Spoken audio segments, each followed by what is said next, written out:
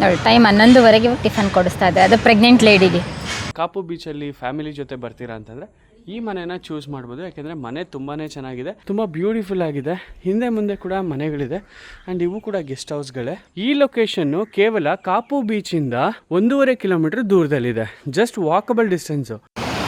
Guys, ನಾನು shoot ಮಾಡೋಣ ಅಂತ ಹೇಳ್ಬಿಟ್ಟು ಬಂದೆ, ಬಟ್ ಇಲ್ಲಿ ನೋಡಿ ಒಳ್ಳೆ ಇನ್ಫಾರ್ಮೇಷನ್ ವಿಡಿಯೋ ಆಗುತ್ತೆ ನೋಡಿ ಇವತ್ತು ವ್ಲಾಗಲ್ಲಿ. ಇವರೆಲ್ಲ ನಿಂತ್ಕೊಂಡಿರೋದು ಏನು ಗೊತ್ತಾ, ನೋಡಿ ಅಲ್ಲಿ ಬೋಟ್ ಬರ್ತಾ ಇದೆಲ್ಲ, ಆ ಬೋಟಲ್ಲಿ ಫಿಶ್ ಇದೆ. ಅಬ್ಬಾ, ನಿಂಗೆ ಹಸುವಾಗಿಲ್ಲ ಆಕಾಶ್? ಫುಲ್ ಹಸುವಾಗಿದೆ. ಹಸುವಾಗೋದಿರಲಿ, ನನಗೆ ಒಂದು 4-5 ದಿನದಿಂದ ಫುಡ್ಡು ತಿಂದು ಹೆಂಗಾಗಿದೆ ಅಂದರೆ, ಓ ಮೈ ಗಾಡ್, ನಿಮ್ಮ ಫೇಸ್ ನೋಡಿ ಎಷ್ಟು ಟ್ಯಾನ್ ಆಗಿದೆ, ನನ್ನ ಫೇಸ್ ನೋಡಿ ಎಷ್ಟು ಫುಲ್ಲು ಟ್ಯಾನ್ ಆಗಿಬಿಟ್ಟಿದ್ದೀವಿ. ಫಸ್ಟೇ ನಾವು ಬ್ರೌನಿಶು, ಇನ್ನೂ ಬ್ರೌನಿಶ್ ಆಗಿ ಹೋಗಿದ್ದೀವಿ. Hey guys, welcome to my day 3 vlogs. Welcome Nandini. So ನಾವಿರೋ ಮನೆ ಬಂದ್ಬಿಟ್ಟು ನಮ್ಮ ಸ್ನೇಹಿತರೆ ಕೊಟ್ಟಿದ್ದು. ಸೊ ಗೆಸ್ಟ್ ಹೌಸಲ್ಲಿ ಉಳ್ಕೊಳ್ಳಿ ಅಂತ ಹೇಳ್ಬಿಟ್ಟು ಸೊ ಲಾಡ್ಜಿಂಗ್ ಹುಡುಕ್ತಾ ಇದ್ವಿ. ಇದು ಒಂದು ರೀತಿ ಹೆಂಗಿದೆ ಅನ್ನೋದನ್ನ ನಾನು ನೋಡಿ, ಹೇಗಿದೆ ಬ್ಯೂಟಿಫುಲ್ ವೆದರಲ್ಲಿ ನಂದಿನಿ ಅವರು ಇವತ್ತು ಕೂತಿದ್ದಾರೆ. ಫುಲ್ ಎಲ್ಲ ಸುತ್ತಲೂ ತೆಂಗಿನ ಮರ. ಇವತ್ತಿನ ನಮ್ಮ ಡೇ 3 ಬ್ಲಾಗ್ನ ಸ್ಟಾರ್ಟ್ ಮಾಡ್ತಾ ಇದ್ದೀವಿ. ಮನೆ ಅಂತೂ ಸಖತ್ತಾಗಿದೆ. ನೀವೇನಾದರೂ ಕಾಪು ಬೀಚೋ ಅಥವಾ ಮಲ್ಪೆ ಬೀಚೋ ನೀವೇನಾದರೂ ಬರ್ತೀವಿ ಅಂತಂದರೆ ನಾವು ಕೊಟ್ಟಿರೋ ಕೆಳಗಡೆ ಇರೋ ನಂಬರನ್ನು ಕಾಂಟ್ಯಾಕ್ಟ್ ಮಾಡಿ ಆ್ಯಂಡ್ ಅವ್ರು ನಿಮಗೆ ಒಳ್ಳೆ ಗೈಡ್ ಕೂಡ ಹಾಕ್ತಾರೆ. ಅದ್ರ ಜೊತೆಯಲ್ಲಿ ನಿಮ್ಗೇನಾದರೂ ಸಪೋಸ್ ಮನೆ ಬೇಕು ಅಂತಂದರೆ 5 to 6 ಪೀಪಲ್ ಬರ್ತೀರಾ ಅಥವಾ ಒಂದು ಫ್ಯಾಮಿಲಿ ಬರ್ತೀರಾ, ಆ ಲಾಡ್ಜಸಲ್ಲಿ ಮಲ್ಗಕ್ಕೆ ಇಷ್ಟ ಇಲ್ಲ, ಒಂದೊಳ್ಳೆ ವಾತಾವರಣದಲ್ಲಿ ಇರಬೇಕು ಅಂತ ಆಸೆ ಪಡೋದಾದರೆ, ಇಷ್ಟಪಡೋದಾದರೆ ನಿಮಗೆ ಇಂಥ ಮನೆ ಕೂಡ ಸಿಗುತ್ತೆ. ತುಂಬ ಸಖತ್ತಾಗಿದೆ. ಮನೆನ ಸೆಲೆಕ್ಷನ್ ಮಾಡ್ಕೋಬೋದು. ನಾವು ಇಲ್ಲಿ ಬಂದಿರ್ತೀವಲ್ಲ ಗೆಸ್ಟು, ನಾವೇ ಕೂಡ ಫುಡ್ ಪ್ರಿಪೇರ್ ಮಾಡ್ಕೊಬೋದು. ನಮಗೆ ಟೈಮ್ ಇಲ್ಲ ಅಂತ ಹೇಳಿ ನಾವು ಮಾಡಲಿಲ್ಲ. ಎಲ್ಲ ಫೆಸಿಲಿಟೀಸ್ ಎಲ್ಲ ಇದೆ, ಕಿಚನ್ನು ಮತ್ತು ಕಿಚನ್ ಐಟಮು ಎಲ್ಲ ಇದೆ. ಬಟ್ ನಮ್ಮ ಹೊರಗಡೆಯಿಂದ ತಂದು ತರಕಾರಿ ವೆಜಿಟೇಬಲ್ ಏನಾದ್ರು ಮಾಡ್ಬೋದು. ಗ್ಯಾಸ್ ಸಮೇತ ಇದೆ, ಮಿಕ್ಸಿ ಜಾರು, ಜ್ಯೂಸರ್ ಪ್ರತಿಯೊಂದು ಇದೆ. ಸೊ ಹಾಗಾದರೆ ಇವತ್ತಿನ ದಿನ ಶುರು ಮಾಡೋಣ. ಇವತ್ತು ನಾವೆಲ್ಲೆಲ್ಲಿ ಹೋಗ್ತಾ ಇದ್ದೀವಪ್ಪ ಅಂತಂದರೆ, ಸೊ ಇವತ್ತು we are back to Bangalore actually. So ಬೆಂಗಳೂರಿಗೆ ಹೊರಡೋದಕ್ಕೆ ಪ್ಲ್ಯಾನ್ ಮಾಡ್ತಾ ಇದ್ದೀವಿ. ಹೊರಡ್ತಾ 1-2 ಶೂಟ್ಸ್ ಇದೆ. ಆ 2 ಶೂಟ್ಸ್ನ ಮುಗಿಸ್ಕೊಂಡು ಬೆಂಗಳೂರಿಗೆ ವಾಪಸ್ ಆಗ್ತಿದ್ದೀವಿ ಇವತ್ತು. ನೀವಿಲ್ಲಿ ನೋಡ್ಬೋದು, ನಾವಿಲ್ಲಿ ಸ್ಟೇ ಮಾಡಿರುವಂಥ ಮನೆ ಕಾಪು ಬೀಚ್ಗೆ ನೀವೇನಾದರೂ ಬಂದರೆ ಈ ಮನೆಯಲ್ಲಿ ಉಳ್ಕೊಳ್ಬೋದು. ಆ್ಯಂಡ್ ಈ ಮನೆಯ ಓನರ್ ನಂಬರ್ನ ನಾನು ಡಿಸ್ಕ್ರಿಪ್ಷನಲ್ಲಿ ಕೊಟ್ಟಿರ್ತೀನಿ. ನೀವೇನಾದರೂ 8ರಿಂದ 10 ಜನ ಈ ಮನೆಗೆ ಬರ್ತೀರಾ ಅಂತ ಅಂದರೆ, ಕಾಪು ಬೀಚಲ್ಲಿ ಫ್ಯಾಮಿಲಿ ಜೊತೆ ಬರ್ತೀರಾ ಅಂತಂದರೆ ಈ ಮನೆನ ಚೂಸ್ ಮಾಡ್ಬೋದು. ಯಾಕೆಂದರೆ ಮನೆ ತುಂಬಾ ಚೆನ್ನಾಗಿದೆ. ಈ ಮನೆ ಪ್ಯೂರ್ಲಿ ಓನರು ಅವ್ರು ಇರೋದಕ್ಕೆ ಅಂತಲೇ ಕಟ್ಟಿಸ್ಕೊಂಡಿರೋದು. ಬಟ್ ಅದಾದಮೇಲೆ ಅವ್ರಿಗೇನೋ ಕಾರಣಾಂತರಗಳಿಂದ ಬೇರೆ ಕಡೆ ಶಿಫ್ಟ್ ಆಗಬೇಕಾಗಿ ಬಂತು ಅನಿಸುತ್ತೆ. ಸೊ ಹಾಗಾಗಿ ಕಂಪ್ಲೀಟಾಗಿ ಈ ಮನೆನ ರೆಂಟ್ ಔಟ್ ಮಾಡಿದ್ದಾರೆ. ಆ್ಯಂಡ್ ಈ ಮನೆನ ಗೆಸ್ಟ್ ಹೌಸ್ ಥರ ಮಾಡ್ಕೊಂಡಿದ್ದಾರೆ. ಇಲ್ಲಿ ಯಾರಾದರೂ ಕಾಪು ಬೀಚಿಗೆ ಉಳಿಲಿಕ್ಕೆ ಬಂದರೆ ಅಂಥವ್ರಿಗಾಗಿ ಈ ಮನೆನ ಗೆಸ್ಟ್ ಹೌಸ್ ಆಗಿ ಕೊಡ್ತಾ ಇದ್ದಾರೆ. ಆ್ಯಂಡ್ ರೆಂಟ್ ವಿಚಾರ ಬಂದರೆ, ನಾನು ರೆಂಟ್ ಬಗ್ಗೆ ಈ ವಿಡಿಯೋದಲ್ಲಿ ಏನು ಹೇಳೋದಿಲ್ಲ, ನೀವೇ ಓನರ್ನ ಕಾಂಟ್ಯಾಕ್ಟ್ ಮಾಡ್ಕೊಳ್ಬೋದು. ಕಂಪ್ಲೀಟಾಗಿ ಇದು ಹಾಲು ನಾನು ತೋರಿಸ್ತಾ ಇರೋದು. ಒಂದು TV ಯೂನಿಟ್ ಕೊಟ್ಟಿದ್ದಾರೆ, ಅದ್ರ ಜೊತೆ ದೇವ್ರ ಮನೆ ಕೂಡ ಇದೆ, ಕಿಚನ್ ಮತ್ತು ವಾಶ್ ಬೇಸಿನ್ ಕೂಡ ಇದೆ, ಮತ್ತು ಕುತ್ಕೊಳ್ಳಿಕ್ಕೆ 5 ಸೀಟರ್ ಸೋಫಾ ಕೂಡ ಹಾಕಿದ್ದಾರೆ. ಆ್ಯಂಡ್ ಅದ್ರ ಜೊತೆಗೆ ನೀವಿಲ್ಲಿ ಬಂದರೆ ಕಂಪ್ಲೀಟಾಗಿ ಹ್ಯಾಂಡ್ ವಾಶ್ ಬೇಸಿನ್ ಇದೆ. ಸೊ ಈ ಕಡೆ ಕಿಚನ್ ಇದೆ. ನೀವೇನಾದರೂ 3ರಿಂದ 4 ದಿನ ಪ್ಲ್ಯಾನ್ ಮಾಡ್ತೀರಾ ಅಂತ ಅಂದರೆ ಇದು ಶೂಟಬಲ್ ಆಗಿರುತ್ತೆ ಆ್ಯಂಡ್ ಅಫೋರ್ಡಬಲ್ ಕೂಡ ಆಗಿರುತ್ತೆ. ಕಿಚನ್ ತುಂಬಾ ಚೆನ್ನಾಗಿದೆ, ಕ್ಲೀನಾಗಿದೆ. ಆ್ಯಂಡ್ ಫ್ರಿಡ್ಜ್ ಕೂಡ ಇದೆ. ಸೊ ನೀವೇನಾದರೂ ಡ್ರಿಂಕ್ಸ್ ಮಾಡ್ತೀರಾ, ಪಾರ್ಟಿ ಮಾಡ್ತೀರಾ, ಅಥವಾ ಏನಾದರೂ ಫುಡ್ ಪ್ರಿಪೇರ್ ಮಾಡಿ ಬೆಳಗ್ಗೆ ಮಾಡಿ ಮಧ್ಯಾಹ್ನಕ್ಕೂ ಕೂಡ ಸೇರ್ಸ್ ಮಾಡಿಕೊಂಡ್ರೆ ಇಟ್ಕೊಳ್ಳೋದಕ್ಕಿದೆ. ಆ್ಯಂಡ್ ಒಂದು ಅಕ್ವಾಗಾರ್ಡ್ ಕೂಡ ಇದೆ, ನೀರನ್ನು ನೀವು ಬಳಸ್ಬೋದು. ಎಸ್. ಸೊ ಇದಾದಮೇಲೆ ಒಳಗಡೆಗೆ ಬಂದರೆ ಐ ಶೋ ಯು. ಇಲ್ಲಿಂದ ಕಿಚನಿಂದ ಆಚೆ ಬರ್ತಿದ್ದಂಗೆ ಹಾಲ್ ಕನೆಕ್ಟ್ ಆಗುತ್ತೆ. ಹಾಲಿಂದ ಬಂದರೆ ಒಂದು ಕಾಮನ್ ಏರಿಯಾ ವಾಶ್ರೂಮ್ ಇದೆ. ಸೊ ವಾಶ್ರೂಮ್ ತುಂಬಾ ಚೆನ್ನಾಗಿದೆ, ಕ್ಲೀನಾಗಿದೆ. ಸೊ ಇದು ಬಂದ್ಬಿಟ್ಟು ಗೆಸ್ಟ್ ಇರೋದಕ್ಕೆ ಮಾಡಿರೋಂತಹ ಗೆಸ್ಟ್ ರೂಮು. ಸೊ ಇಲ್ಲಿ ಒಂದು ಗೆಸ್ಟ್ ರೂಮ್ ಇದೆ, 3 ಜನ ಮಲಗ್ಬೋದು ಕಂಫರ್ಟಬಲ್ ಆಗಿ ಆರಾಮ್ಸೆ. ಆ್ಯಂಡ್ ಇನ್ನೊಂದು ಈ ವಾಶ್ರೂಮ್ನ ಪಕ್ಕದಲ್ಲೇ ಮತ್ತೊಂದು ಬೆಡ್ರೂಮ್ ಇದೆ. ಈ ಬೆಡ್ರೂಮ್ನಲ್ಲಿ 2-3 ಜನ ಮಲಗ್ಬೋದು. ಆ್ಯಂಡ್ ಕಂಪ್ಲೀಟಾಗಿ ಫ್ಯಾನ್ ಇದೆ, ನಾನ್ AC. ಇದು AC ಹೌಸ್ ಅಲ್ಲ. AC ಪ್ರಿಫರ್ ಮಾಡ್ತಾ ಇದ್ರೆ ಆ್ಯಂಡ್ ಈ ವಿಡಿಯೋ ನೋಡೋರು ಸ್ಕಿಪ್ ಮಾಡಿಬಿಡಿ. ಮೇಲ್ಗಡೆಗೆ ಫುಲ್ಲು ಸ್ಟೆಪ್ಸ್ ಇದೆ. ಸೊ ಸ್ಟೆಪ್ಸ್ ಹತ್ಕೊಂಡು ನೀವು ಮೇಲೆ ಹೋದರೆ ಕಂಪ್ಲೀಟಾಗಿ ಟೆರೆಸ್ಗೆ ಹೋಗ್ತೀರಾ. ಆ್ಯಂಡ್ ಇದು G+1 ಅಂತೀವಿ, ಗ್ರೌಂಡ್ ಫ್ಲೋರ್ ಅಷ್ಟೇ. ಫಸ್ಟ್ ಫ್ಲೋರಲ್ಲಿ ಕಂಪ್ಲೀಟ್ ಟೆರೆಸ್. ಸೊ ಟೆರೆಸಿಂದ ಆಚೆ ಬಂದು ನೋಡಿದ್ರೆ ಗೊತ್ತಾಗ್ಬೋದು ಈ ಮನೆಯ ವೈಬ್ರೇಷನ್ ಯಾವ ಥರ ಇದೆ ಅಂತ. TV ಕನೆಕ್ಟೆಡ್ ಇದೆ ಟಾಟಾ ಪ್ಲೇಗೆ. ಸೊ TV ವಾಚ್ ಮಾಡೋರು ಕುತ್ಕೊಂಡು ವಾಚ್ ಮಾಡ್ಬೋದು. ಆ್ಯಂಡ್ ಒಳ್ಳೆ ನಿಸರ್ಗದಲ್ಲಿ ಈ ಮನೆನ ಮಾಡಿದ್ದಾರೆ, ತುಂಬ ಬ್ಯೂಟಿಫುಲ್ ಆಗಿದೆ. ಹಿಂದೆ ಮುಂದೆ ಕೂಡ ಮನೆಗಳಿದೆ ಆ್ಯಂಡ್ ಇವು ಕೂಡ ಗೆಸ್ಟ್ ಹೌಸ್ಗಳೇ. ನೋಡಿ ಈ ಲೊಕೇಶನ್ನು ಕೇವಲ ಕಾಪು ಬೀಚಿಂದ 1.5 ಕಿಲೋಮೀಟರ್ ದೂರದಲ್ಲಿದೆ. Just walkable distance. ಮುಂದ್ಗಡೆ ಇನ್ನೊಂದು ಮನೆ ಇದೆ, ಇದು ಅದ್ಭುತವಾಗಿದೆ. ಇದು ಕೂಡ ಗೆಸ್ಟ್ ಹೌಸ್ಗೆ ಕೊಡ್ತಾರಂತೆ. ಆ್ಯಂಡ್ ಪಕ್ಕದಲ್ಲಿ ಫ್ಯಾಮಿಲಿ ಮನೆ ಇದೆ, ತುಂಬ ಚೆನ್ನಾಗಿದೆ.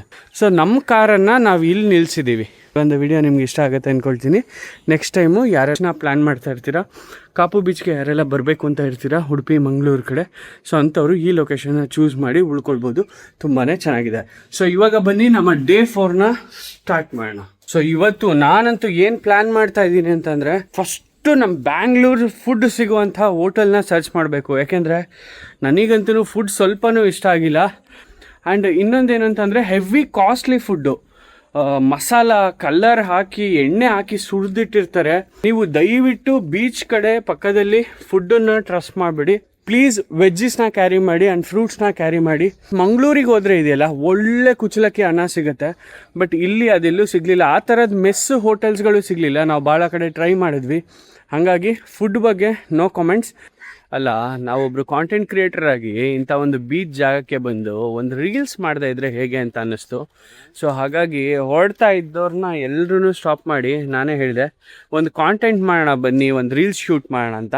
ಆ ಒಂದು ರೀಲ್ಸು ಯಾವ ಸಾಂಗ್ ಸೆಲೆಕ್ಟ್ ಮಾಡೋದು ಅಂತ ಅನ್ಕೋತ, ಕವಿತೆ ಕವಿತೆ ನೀನೇಕೆ ಪದಗಳಲ್ಲಿ, ಆ ಸಾಂಗು ಚೆನ್ನಾಗಿದೆ, ಮೆಲೋಡಿಯಸ್ ಆಗಿದೆ. ಸೊ ಆ ರೀತಿಯಾದಂಥ ಒಂದು ಸಾಂಗ್ನ ಶೂಟ್ ಮಾಡಬೇಕು ಅಂತ ಅನಿಸ್ತು. ಸೊ ಹಾಗಾಗಿ ನಾನು ಬೀಚ್ ವ್ಯೂ ತೊಗೊಂಡು ಮಾಡೋಣ ಅಂತ ಹೇಳ್ಬಿಟ್ಟು ನೆನ್ನೆ ಎಲ್ಲ ಫುಲ್ ಬಂದು ಇಲ್ಲಿ ಮ್ಯಾಗಿ ತಿಂದ್ವಿ. ಒಳ್ಳೆ ಮ್ಯಾಗಿ ಕೊಡ್ತಾರೆ ಮಾರ್ರೆ ಈ ಹೋಟೆಲವರು.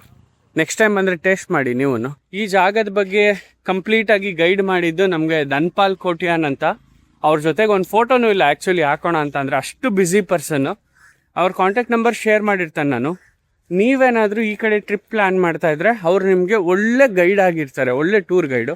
ಬಟ್ ಅವ್ರದ್ದು ಮಲ್ಟಿಪಲ್ ಬಿಸ್ನೆಸ್ ಇದೆ ಬಿಡಿ ಇಲ್ಲಿ. ಆದರೆ ನಿಮಗೇನಾದರೂ ಸಹಾಯ ಬೇಕಿದ್ರೆ ಅವರ ಕಾಂಟ್ಯಾಕ್ಟ್ ನಂಬರಿಗೆ ಕಾಲ್ ಮಾಡ್ಬೋದು. ಗೈಸ್, ನಾನು ಶೂಟ್ ಮಾಡೋಣ ಅಂತ ಹೇಳ್ಬಿಟ್ಟು ಬಂದೆ, ಬಟ್ ಇಲ್ಲಿ ನೋಡಿ ಒಳ್ಳೆ ಇನ್ಫಾರ್ಮೇಷನ್ ವಿಡಿಯೋ ಆಗುತ್ತೆ ನೋಡಿ ಇವತ್ತು ವ್ಲಾಗಲ್ಲಿ. ಇವರೆಲ್ಲ ನಿಂತ್ಕೊಂಡಿರೋದು ಏನು ಗೊತ್ತಾ, ನೋಡಿ ಅಲ್ಲಿ ಬೋಟ್ ಬರ್ತಾ ಇದೆಲ್ಲ, ಆ ಬೋಟಲ್ಲಿ ಫಿಶ್ ಇದೆ. ಈಗ ಯಾವಾಗ ಹೋಗಿರತ್ತೆ ಇವ್ರಿಗೆ ಕೇಳ್ಬಿಟ್ಟು, ಅಣ್ಣ ಯಾವಾಗ ಹೋಗಿರೋದು ಬೋಟು? ಓ ಓಕೆ ಓಕೆ ಸ್ನೇಹಿತರೆ, ಇವರು ಬಲೆನ ಬೆಳಗ್ಗೆ ಹೋಗ್ಬಿಟ್ಟು ಬಿಟ್ಟಿರ್ತಾರೆ. ಸೊ ಈಗ ಈ ಬಲೆನ ಹಿಡ್ಕೊಂಡು ಕಾಯ್ತಾ ಇದ್ದಾರೆ. ಅಲ್ಲಿ ಎಷ್ಟು ಮೀನು ಸಿಗುತ್ತೆ ಅಂತ ಬಂದ್ಮೇಲೆ ನಾನು ತೋರಿಸ್ತೀನಿ. ಎಷ್ಟು ಜನ ಬೇಕು ನೋಡಿ. ನಾವು ಮೀನನ್ನು ಸುಮ್ಮನೆ ಹಾಗೆ ಅಂಗಡಿಯಲ್ಲಿ ದುಡ್ಡು ಕೊಟ್ಟು ತೊಗೊಂಡು ತಿಂತೀವಿ, ಬಟ್ ಇಲ್ಲಿ ನೋಡಿ ಎಷ್ಟು ಜನ ಬೇಕು ಆ ಮೀನಿನ ಬಲೆನ ಸಮುದ್ರದಿಂದ ತೆಗಿಲಿಕ್ಕೆ. ಅಮ್ಮ ಮಗ ಸೇರ್ಕೊಂಡು ಒಂದು ರೀಲ್ ಮಾಡಕ್ಕೆ ಸ್ಟಾರ್ಟ್ ಮಾಡಿದ್ದಾರೆ. ನಮ್ಮ ಕ್ಯಾಮ್ರಾಮನ್ ಶೂಟ್ ಮಾಡ್ತಾ ಇದ್ದಾರೆ. ಅವ್ನು ಈಜ್ಕೊಂಡು ಎಲ್ಲಿಗೆ ಹೋಗ್ತಾ ಇದ್ದಾನೆ ಹೇಳು? ಬೋಟ್ ಹತ್ರ ಹೊಂಟಿದ್ದಾನ. ಎಸ್, ಇಲ್ಲಿ ಈಜ್ತಾವ್ನು ನೋಡಿ, ಅಲೆ ಬರ್ತಾ ಇದೆ.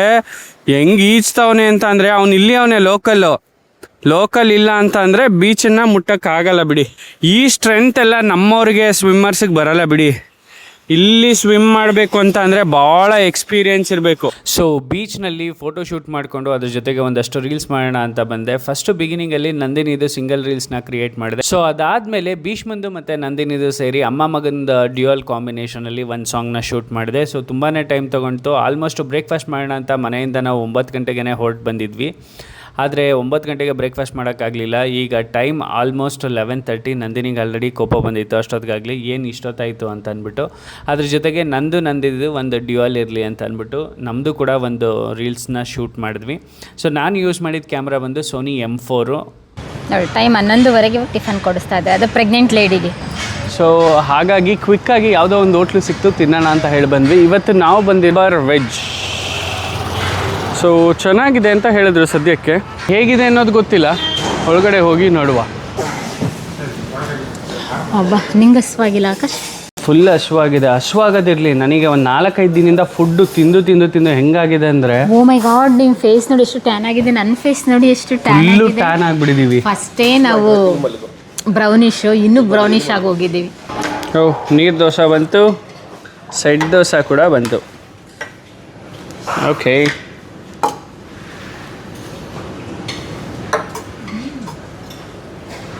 ನಂದಿನಿ ಫೇವ್ರೇಟು ನೀರು ದೋಸೆ. ಎಲ್ಲಿ ಹೋದ್ರೂ ನೀರು ದೋಸೆನೇ. ಯಾಕೆಂದರೆ ಸಕಲೇಶ್ಪುರ ಮಲೆನಾಡು ಭಾಗದವರು ಆಲ್ಮೋಸ್ಟ್ ನೀರು ದೋಸೆನ ತುಂಬ ಇಷ್ಟಪಡ್ತಾರೆ. ಅದ್ರ ಜೊತೆಗೆ ಮೀನು ಸಾಂಬಾರ, ಚಿಕನ್ನು ಮೀನು ತುಂಬ ಚೆನ್ನಾಗಿರುತ್ತೆ.